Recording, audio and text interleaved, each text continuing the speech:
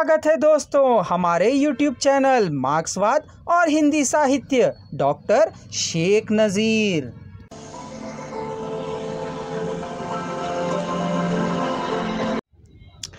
उपयुक्त मटरू के कथन में विधवा नारियों के सुधार के लिए उपन्यासकार का जो साम्यवादी चेतना का दृष्टिकोण है वह हमें दृष्टिगोचर होता है। उपन्यास का मूल उद्देश्य तो साम्यवादी चेतना के बल पर जमींदारी और सामंतवादी व्यवस्था में परिवर्तन लाना है, पर मटरू की क्रांतिकारी चेतना को दिखाने के लिए ही यहाँ पर गोपी चंद और उसकी भाभी की कहानी प्रस्तुत की गई है। मटरू सिंह गंगा के सपाट पर एक छोटी सी झोपड़ी बनाकर अपना जीवन बिताता रहता है, किंतु ज्यों ज्यों गंगा का प्रवाह घटता बढ़ता रहता है त्यों त्यों उसकी झोपड़ी भी एक स्थान से दूसरे स्थान पर बनती बिगड़ती रहती है।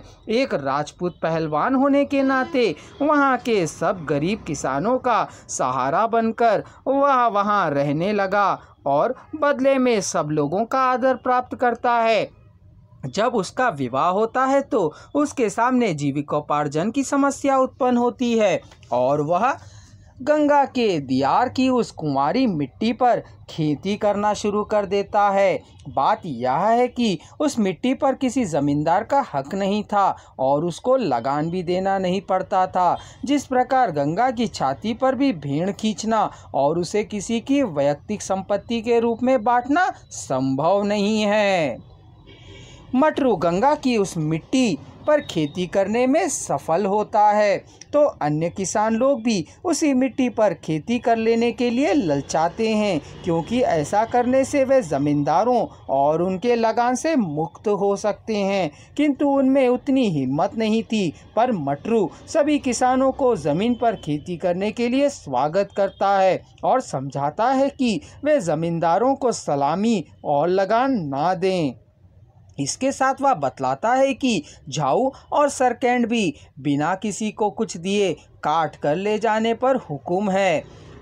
इसका यह परिणाम होता है कि सब किसानों द्वारा आने वाली सलामी और लगान ज़मींदारों के हाथों से हमेशा के लिए छूट जाती है। वे किसी न किसी प्रकार मटरू को अपने यहाँ बुलाकर समझाना चाहते हैं, पर उनमें उतनी हिम्मत ना थी, क्योंकि मटरू उस दियार के जंगल से एक शेर की तरह रहता है। ज़मींदारों ने जब मटरू को अपने यहाँ बुलावा भेजा तो उसने स्पष्ट रूप से कह दिया, मटरू किसी ज़मींदार का कोई आसामी नहीं है, जिसे गरज हो वहीं उससे आकर मिले।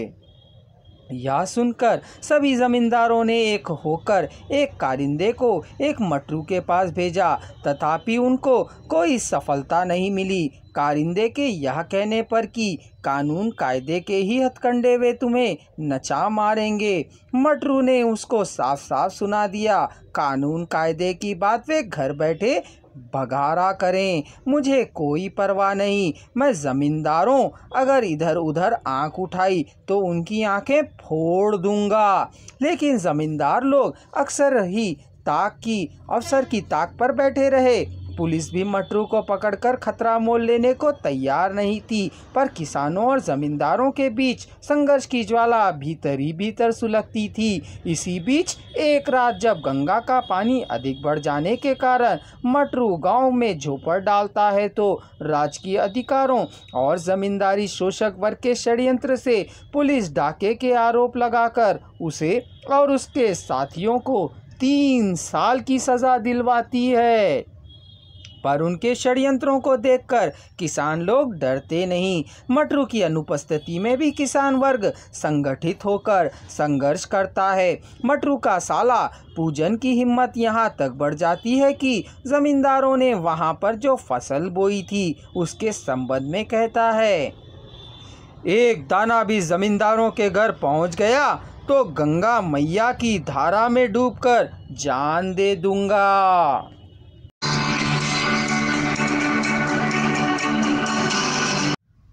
इस विषय पर और अधिक जानकारी के लिए हमारे अगले वीडियो को अवश्य देखें या कमेंट बॉक्स में दिए जा रहे लिंक को क्लिक कर एक ही स्वर में सुनें।